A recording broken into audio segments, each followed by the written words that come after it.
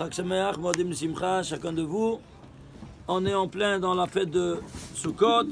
On est sous la Souka, Baruch Hashem, en face du Harabay, comme vous verrez bientôt.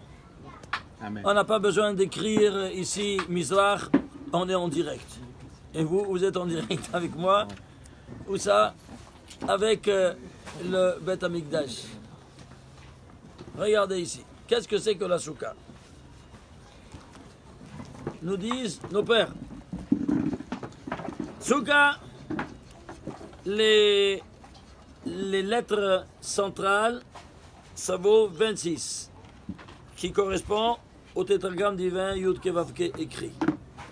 Les lettres périmétrales, c'est-à-dire le début et la fin de Souka, 60 plus 5, ça fait 65. C'est le nom de Dieu qui se lie à Monai. Il s'écrit Yud Ke Vav Ke, mais il se lie à Monai.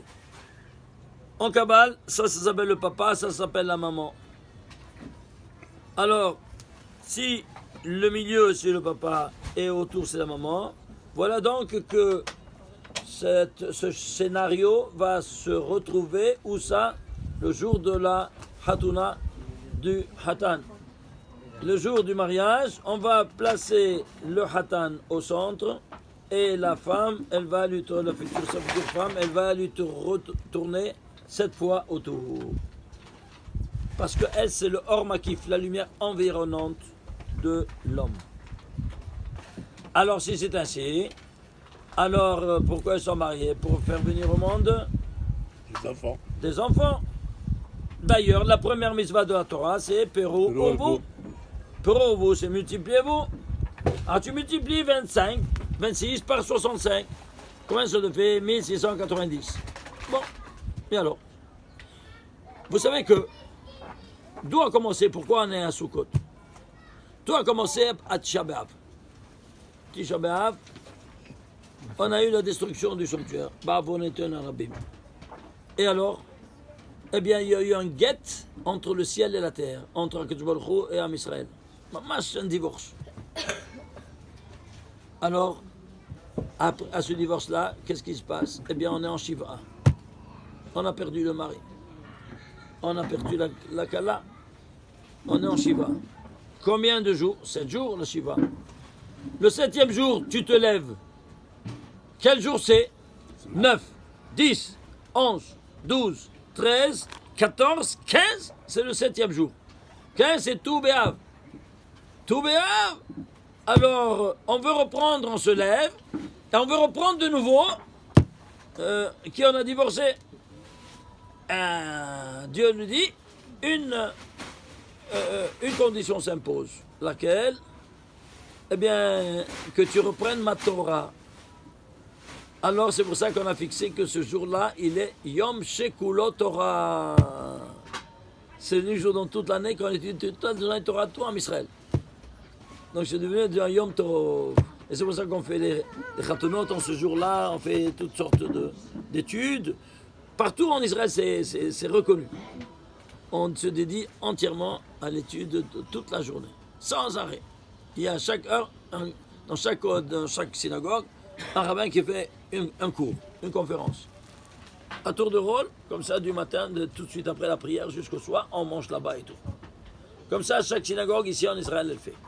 Et comme ça, vous devez faire même en Khouslan. Certainement que vous le faites déjà.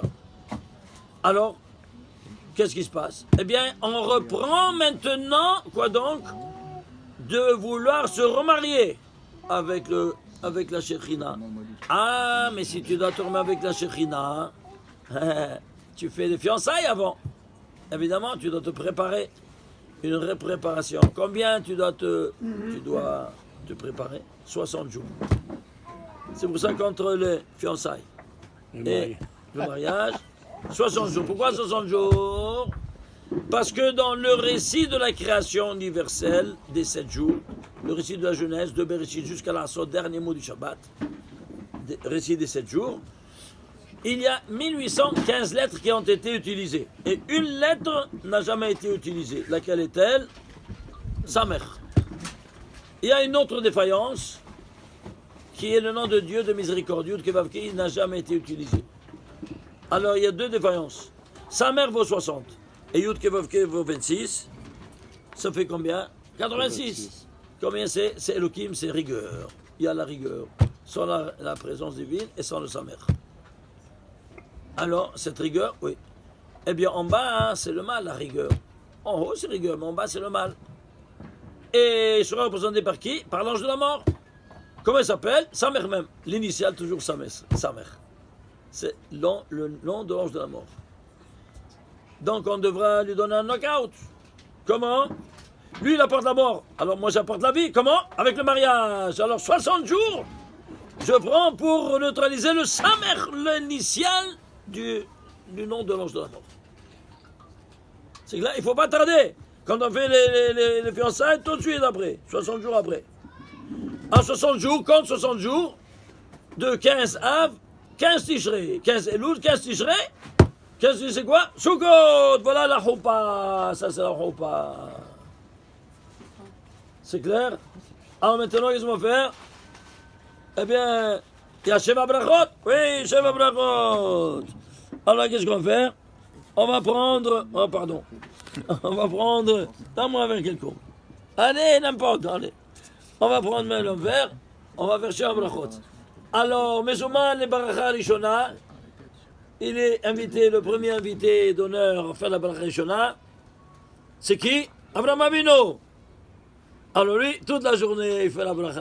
Alors on est avec lui toute la journée. Deuxième jour, deuxième bracha. Yitzhak Avinu, toute la journée. Troisième jour, troisième bracha. Yaakov Avinu est invité à faire la troisième bracha. Toute la journée. Quatrième jour, Moshe Rabbeinu. Ishtabach Shemo. Cinquième jour, Aaron HaKohen. Sixième jour, Yosef HaTzadik. Septième jour, David Amelech. Il termine. Tu casses le verre et tu es quoi? Tu sors de la choupa et tu as le titre de Hatan. Oui, non? Tu as signé la Ktuba et tout. Tu as le titre de Hatan. Et toi, après 7 jours, qu'est-ce que tu fais? Tu sors, tu rentres au 8e jour. Et qu'est-ce que tu fais? Simchat Torah. Et qu'est-ce que tu es? Hatan Torah. Hatan Bereshit. Tu vois le titre? Tu l'as reçu seulement après 7 jours. La marche de boule. Incroyable, hein? Alors tu vois ça? Alors si c'est ainsi, on fera la même chose. Très bien. Alors maintenant, quel rapport ils ont, les 7 invités d'honneur, avec la soukha? Ils doivent avoir un rapport, oui, non? Très étroit. Oui, non? Attachez vos ceintures. J'ai été chercher combien de fois se trouve le nom d'Abraham dans la Torah. Il se trouve cité 151 fois. Yitzhak Avinu se trouve cité 101 fois. Yaakov Avinu, 212 fois. Moshe Rabbeinu, 736 fois. Aaron HaKohen, 301 fois. Yosef, 180 fois. Et David, comment David? David est dans le Nar, il n'est pas dans la Torah. Oui, mais David, c'est la Malchut, n'est-ce pas? C'est le roi. Le roi, c'est la Malchut. Et la Malchut, c'est la 10e séphira, et l'unique qui n'a pas de lumière, elle est cachée. Alors on va chercher cachée ou dans un mot. Alors, les lettres Dal et Vav Dal dans un mot se trouvent 9 fois dans toute la Torah, David. Comme Doda et Béni, Dal et Vav Dalet. Au milieu, caché. Parce que la Malchut n'a pas de lumière en soi. Alors tu dois la chercher cachée. Et combien se fout? 9 fois. Ils doivent être joints dans le mot? Pardon? Ils doivent être joints, les trois lettres, Dalet, Vav, Dalet? Il doit être ensemble. Sans espace. C'est-à-dire sans aucun intervalle de lettres. Et il y a 9 fois dans toute la Torah. Incroyable. Lui, c'est David. Ah, tu vois, c'est David. Ah. C'est pour ça. Tu piges. Alors, dans ces conditions-là, fais la somme de tous ces 7 présences dans la Torah. 1690, 26 fois 65. Ouais. Tu piges? C'est pas incroyable? Est-ce que tu vois le rapport entre la soukha et les 7 invités d'honneur? Est-ce qu'un homme peut écrire, rédiger un livre avec 80 000 mots qui contiennent, quoi donc? Ces présences-là, et chacun en fonction de la nature de la personne. Regardez, c'est quelque chose de spectaculaire. Par exemple, Avraham Avinu, Quel est le rôle d'Avraham Avinu? De purifier l'humanité de Avodah Zara, de l'idolâtrie. Alors qu'est-ce qu'il fait? Comme ça dit le Zohar. Alors qu'est-ce qu'il fait? Il prend un bâton, il casse tous les idoles de son père. Même s'ils sont père, il casse tous les idoles. Il déracine quoi? Le polythéisme et il transplante le monothéisme. Alors, nous dit le Zohar, il vient pour purifier. Stop, fin de citation. Pour purifier l'humanité de Avodah Zara. Dis-moi un peu, il y a un instrument qui sert à purifier l'homme et la femme. Comment il s'appelle cet instrument? Mikvé. Mikvé. Combien ça vaut Mikvé? Alors, Mikvé. Même 40. Kouf, 100, 140. Vav, 146. Et Hey, 151. Combien se trouve cité? 150. 151 fois. Sans chanceux, c'est barbu. Hein? Boule. Israël Gavino. 101 fois. Pourquoi 101 fois? C'est écrit Ki bisra ki kare le chazara. C'est en Israël que s'appellera ta descendance. C'est comme ça c'est écrit, non? Ouais. C'est pas?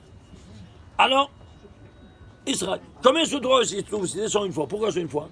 Qui bisra ki kare le chazara? Ta descendance. Qui est sa descendance de Israël? Jacob. Et qui c'est Jacob? Israël. Alors Jacob, Israël, un noir, c'est la même chose? Oui. Combien ça vaut Israël? Israël, combien ça vaut? 101. Gematria, non? 540. 541. Est-ce que tu peux diviser 541? Non. C'est quoi? Un nombre premier. Lequel? Le 101e nombre premier. Vous l'avez étudié, vous, hein? 541. Hein? Pendant 1 an et demi, 2 ans. Hein?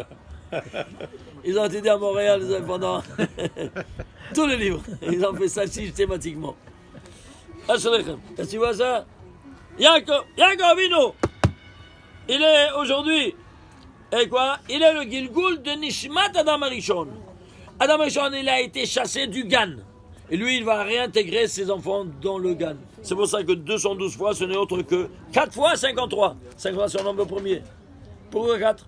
Dans l'Atsilut, dans le Bria, dans les CA, c'est à 4 fois 53. Il les a réintégrés à ses propres enfants. Israël, où ça? Dans l'Atsilut, Bria, CA, bang! Ça, c'est le sens de 212. Ishtabach Shem. Tu piges? Maintenant, il n'y a que le Tov. Pourquoi? Dans le Gan, il y avait Etzadat Tov, voilà. Mais ici, maintenant, il n'y a que le Tov. La preuve. 53, tu peux le diviser? Non. C'est le nombre premier. Lequel? Le 17e nombre premier. C'est quoi 17? Tov.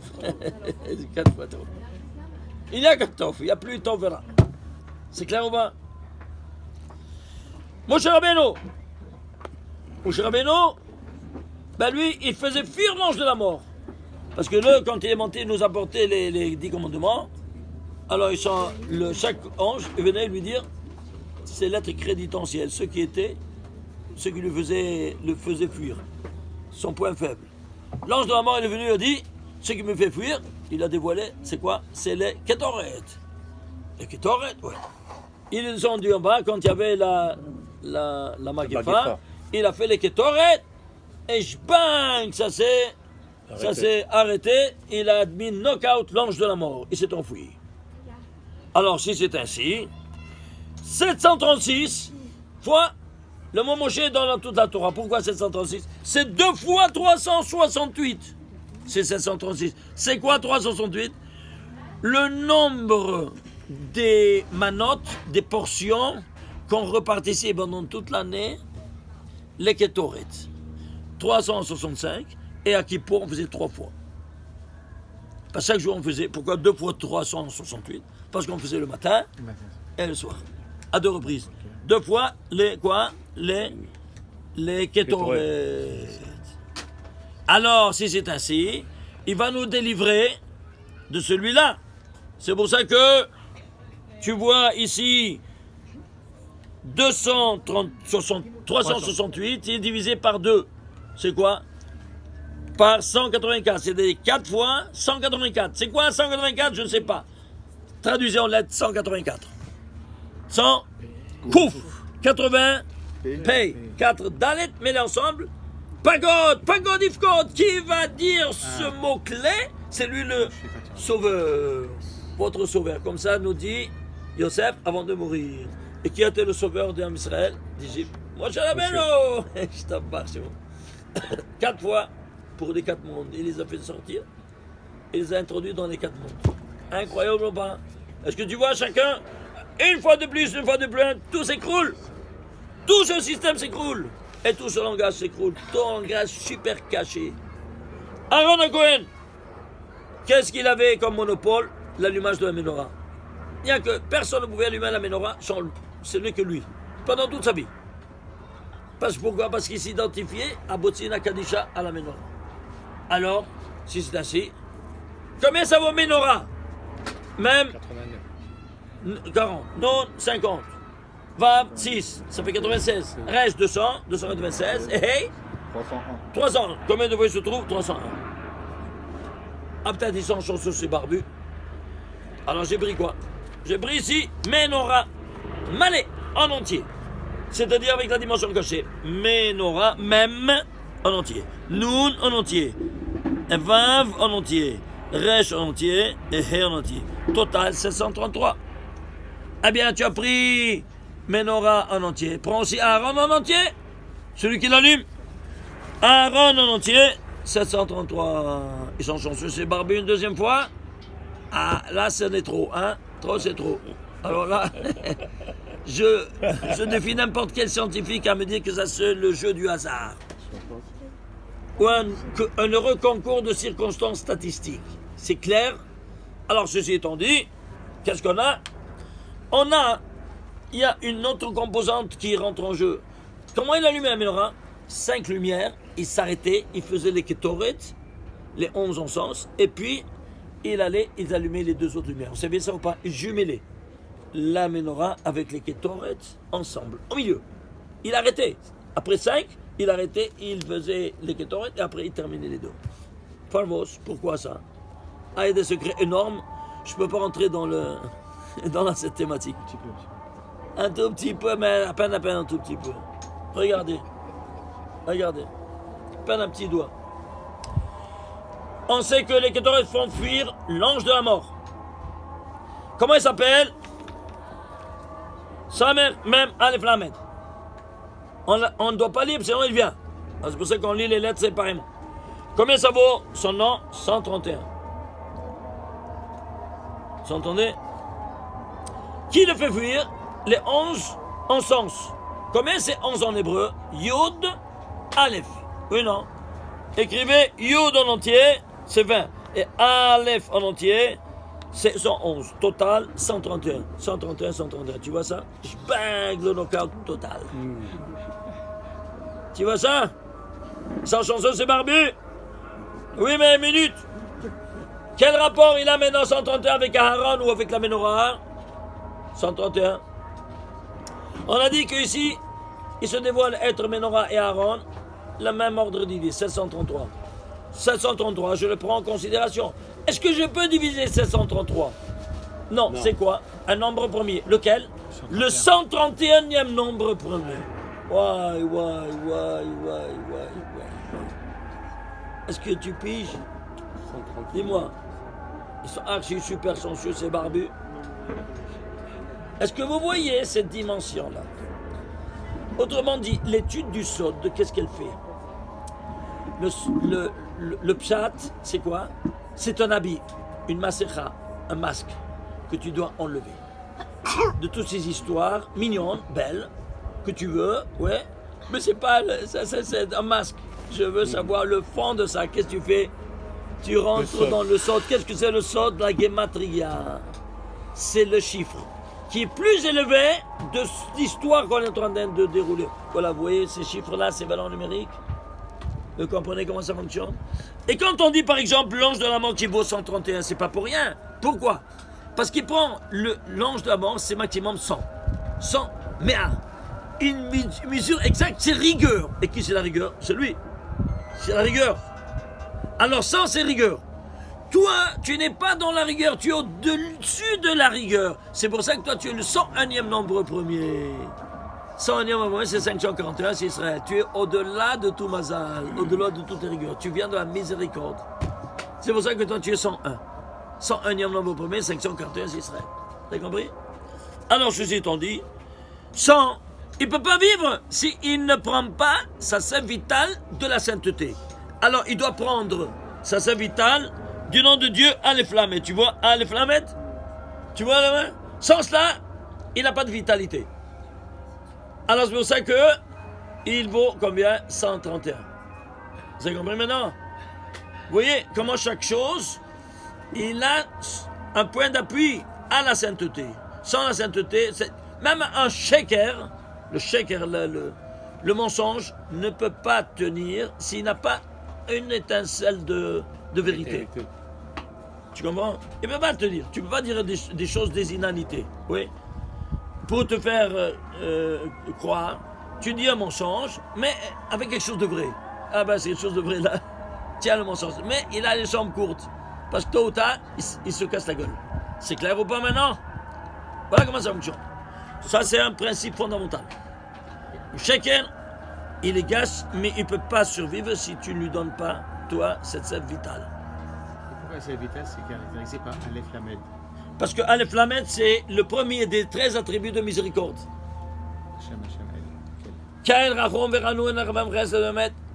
Tu vois ça ou pas? C'est le premier. Et bien tu prends la tête, alors il prend ses vitesses de là-bas. D'où des 6 jours qui ont été rédigés en 31 versets. Tu comprends? Ah voilà d'où il est. Où il est dans les 6 jours. Où il a opéré au 6e jour. C'est toi qui lui as donné la force.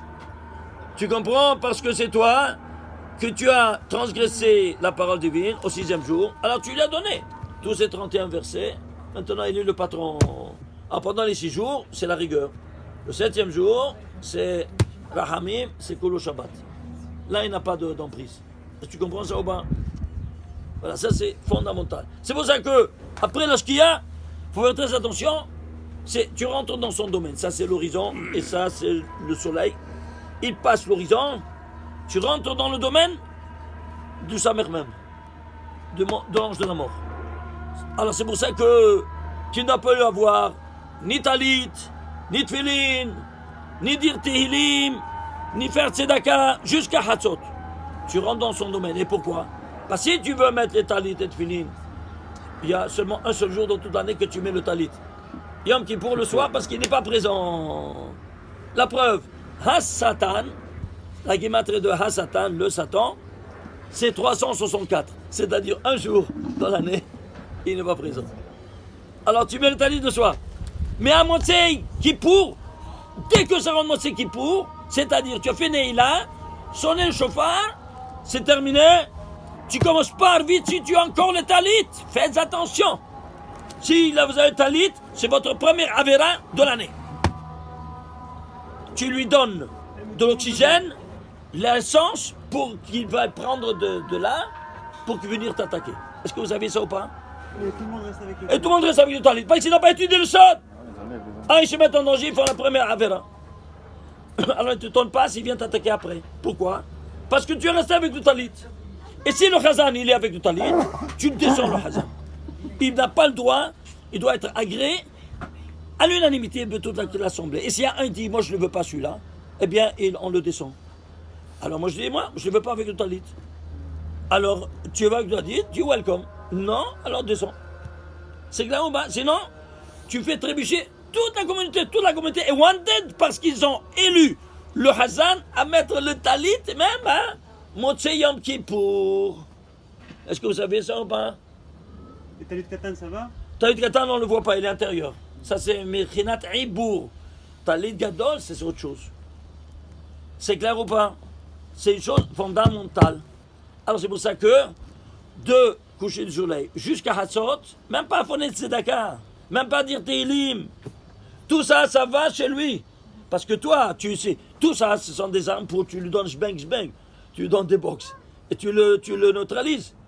Ah, tu veux me neutraliser chez moi, à la maison, tu n'as pas honte, maintenant je te montre moi de quelle bois je me chauffe. Alors, il vient très high, il t'esquinte. Vous avez compris maintenant? Ah, c'est pour ça que il ne faut pas les exciter. Tu rentres dans le domaine, est-ce que tu te la fermes et tu passes entre les gouttes? C'est clair ou pas maintenant? Voilà comment ça fonctionne. Alors, ceci étant dit, vous voyez ici cette preuve de sa mère même a les flammes. C'est clair? Et ici, dans le Tefili, qu'est-ce que tu as? Tu as 31 versets. Si tu comptes les 4 parachutes, ils sont rédigés en 31 versets. Ah, tu veux rentrer maintenant ici dans mon domaine avec ces 31 versets? Moi, je les prends. Parce que je prends ma sève vitale de ces 31. Voilà, elle est flammée, tu vois. Ah, on le sent, tu lui donnes, les corottes. Parce que tu veux que tu gardes après la shkia. Rachamana l'Etzlan, vous entendez ça? Je vous raconte une petite histoire qui bouleverse n'importe qui l'entend ça. Et il y a, j'ai pris comme ça, en Iratika, au Ramban, là-bas, sous la Khourva. Et là-bas, il y a beaucoup de ceux qui partent, ils gardent les tefilines, même après la shkia et longtemps. Je dis, Rébré, vous tous des collègues, ils ont étudié, mais n'ont pas étudié le sol, ils ne savent pas ces choses-là. Je dis, vous êtes en train de vous esquinter à vous, votre famille, toute la communauté, elle est en danger à cause de vous. Maintenant, chacun il dit, le gaon, le sidlan, le Harizal, il écrit, texto, Shara Kavanot, page 52b. Allez voir Ananizar, Meod, 2 fois, Meod, de ne pas garder le talit et le tfilin, Achara Ashkia. Miad Bashkia, l'ifna Ashkia, même, il disait, il l'a enlevé. Je me souviens, mon maître, le Rav Kadouri, Rav Derzel Mashalom, quand on retardait le cours qu'on terminait, des fois on retardait, eh bien alors 5 minutes plus tard, mais c'est compté, les minutes sont comptées pour Mincha. Alors qu'est-ce qui se passe? Là-bas, à la yeshiva, il y a le Sha'on de Hatzot, c'est-à-dire Sha'on Yerushalmi, la pendule de Yerushalayim. Qu'est-ce qu'elle écrit? Elle ne donne pas l'heure que tu as sur ta montre. Elle donne l'heure de la shkia. Midi, les deux choses, midi exact, c'est la shkia. Tu comprends? Alors nous, on était au milieu de l'Amida, hein? Au milieu de l'Amida, la hache, en silence. Et on voyait la pendule, midi moins 1 minute. C'est dans 1 minute, c'est la shkia. On était dans l'Amida, parce qu'on a retardé de terminer le cours. On s'arrêtait, on ne bougeait pas les pieds, on enlevait les tefilines de la main, de la tête et le talit, comme ça, sur la table, et on continuait, Besheket, la Hamida, jusqu'à la fin. Dans la Hazara, on ne les plie même pas, parce que la Hazara est encore plus importante que la Hamida, que le Lahash. Alors tu ne peux pas rien faire. Tu dois attendre que ça termine toute la Hamida, toute la Hazara, pour plier les talit et les tefilines. Tu ne peux pas faire donner de tzedaka si quelqu'un vient, zdouk, au milieu de la Hamida, tu le balances de tous les escaliers. Pourquoi? Parce qu'il n'a pas le droit d'interrompre tellement c'est important la Hazara. C'est des milliards de fois plus importante que celle en silence. Vous entendez? Voilà, ceci étant dit, alors voilà ce qui se passe, voilà comment on faisait. Alors quand j'ai vu ça, alors un jour j'ai dit ça suffit, je dois leur montrer le texte. Je suis retourné spécialement, j'avais oublié le texte ici parce que c'est un grand livre. Je l'ai pris et je retourne là-bas pour avant que la fin de Mincha. Et je viens, il termine Mincha, je viens pour monter sur la Teva pour dire Rabbi Isai, tous les Ashkenazim, regardez quelqu'un, il commence le Chazan, il commence un Tehillim. Qu'est-ce qui se passe? Bon, quand il y a quelqu'un qui est malade, on fait un Tehillim. Il termine le premier Tehillim, il attaque un deuxième. Il termine le deuxième, il attaque un troisième. Voilà. Il n'a jamais fait ces 3 Tehillim un derrière l'autre. Ah, je demande à ceux qui étaient proches de moi, je dis, dis-moi, qu'est-ce qui s'est passé? Qu'est-ce qui s'est passé? Pourquoi 3 Tehillim? Qui c'est qui est grave? Quoi, tu n'as pas entendu? Non, je n'ai pas entendu, qu'est-ce qui se passe? Il me dit, tu vois, ça c'est en colère, là-bas c'est en colère aussi. Pendant le jour, on étudie. Celui qui était assis, celui qui était ici, celui qui était là-bas, ils sont sortis à 1h, il y a quelques heures de ça. Ils sont sortis à 1h pour aller manger à la maison. Il y avait un terroriste qui les attendait à Shar Yafo, il les a pardonnés, les 2 morts. Père de 5 enfants, 7 enfants. Quand j'ai entendu ça, j'ai dit, ça c'est le résultat de ces... Comme il a créé le Rizal. Anizal Meod, il était craintif doublement. Pourquoi? Parce que tu donnes aux Hitzonim, aux forces du mal, qui s'appelle en Kabbalah Hitzonim. Pourquoi Hitzonim? Les forces externes, parce qu'elles ne peuvent pas rentrer à l'intérieur. Alors où elles t'attaquent? À l'externe. Où il les a attaqués? Pas dans le Sina. Quand ils sont sortis de la vieille ville, en dehors des murailles de la vieille ville. Après Shar Yafo. Tu te rends compte? Vous entendez ça? Alors là, je me contenais plus quand j'ai entendu ça. Je vois sur la téléphone, il a terminé, j'ai tapé sur la terminale. Vous écoutez tous maintenant. Viens toi, c'est pas moi qui va lire, c'est toi qui vas lire parce que je veux pas que tu dises j'invente. Lis maintenant, à haute voix s'il te plaît. Il a pris, il a commencé à lire à haute voix. Tous ils sont restés comme ça, bouche bée. À lire le Harizal, le chef des Ashkenazim. S'il n'est pas Sfaradi, le Harizal, oui, il est Ashkenazi ou non? Alors qu'est-ce que vous pensez? Qu'est-ce que vous parlez? Comment vous permettez? Qui est plus grand que le Harizal ici? Silence de tombe. Bon, maintenant, bon entendeur, salut. Voilà qui s'est apporté la mort maintenant de ces deux Avrachim qui étaient parmi vous. Parmi vous! Parce que vous continuez à tenir les Tévili après la Shkia. Ah, j'ai attaqué le Rosh Yeshiva, parce que le Rosh Yeshiva aussi, il ne savait pas. Ah ben, je ne savais pas, moi, je ne savais pas. Ah, tu ne savais pas? Ça coûte cher de ne pas savoir. Ah, je vais de temps à autre, tu danses à autre, tu reviens. Qu'est-ce que tu danses à autre? C'est quoi? C'est un passage, c'est seulement quand tu as le temps, tu viens étudier, tu écoutes. Le soir, on n'étudie pas comme ça, on n'écoute pas comme ça de temps à autre. C'est une étude systématique. Et si on n'étudie pas systématiquement, ça ne vaut rien. Voilà les résultats. Est-ce que vous comprenez maintenant? Voilà. Ça, c'est ce que je voulais vous dire. Pardon? Qu'est-ce que tu me dis? Ça va? Alors maintenant, ici on retourne, ici on termine, avec ici le David 9 fois. Yosef. Ah, Yosef, pardon. Yosef, 180 fois. Pourquoi? Parce que, oh, Yosef Rai! Le père il demande, oh, Yosef Rai! Est-ce qu'il vit encore? Pourquoi 10 fois? Parce que lui, il était intègre de tous les 10 composantes du corps humain, comme vous savez. Le corps humain, il est composé de 10 séphirotes. N'est-ce pas? Vous savez, non? Ici, Chochma, Bina, Da'at, les 3 de 7. Hesed, Gevura, tu fais tout le corps. Nesach, Hod et Yesod, le Brit Mila. Et Ateret Yesod, c'est la Malchut. Donc voilà, tu as tous ces 10, il était intègre. Hod, Yosef, Hay. Et lui, il sera 10 fois Hay, présent dans toute la chose. Pourquoi? Le tzaddik, il est éternellement vivant. Termine David, qui est la Malchut, qui est la 10e séphira, qui reçoit ordre des 9 séphirotes supérieures. C'est pour ça que c'était 9 fois.